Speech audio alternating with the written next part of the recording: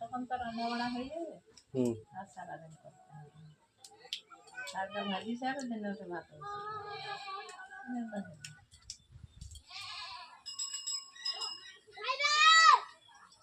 এই যে দেখো বন্ধুরা, সকাল সকাল মিনু আর এদিকে দিদিমা দুজনেই বসে গেছে কিন্তু শাক বাছতে।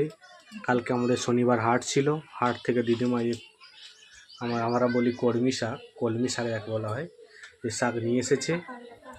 আর এখন এই কলমি শাক এগুলো কিন্তু ভাজবে মেনু। সকালের জন্য না দুপুরের জন্য? সকালে কিছু করবে না, মুড়ি খেয়ে নাও, তাহলে একবার দুপুরের জন্য ভেজে দাও। খাওয়া হবে, গরম পান্তা খাবে? না বাসি পান্ত?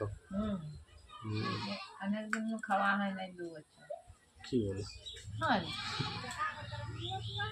আমি পান্ত খাইনি, সেই যে তুই যতদিন যাইছি ততদিন এই পর্যন্ত পান্ত খাইনি। সবগুলো শাক ভাই দিবে সকালে, রেখে দেবে বেশি হলে তো দুপুরের জন্য। হ্যাঁ বাচ্চো তাহলে। আরো তরকারিকে দিয়ে দিন। বাচ্চো তাহলে।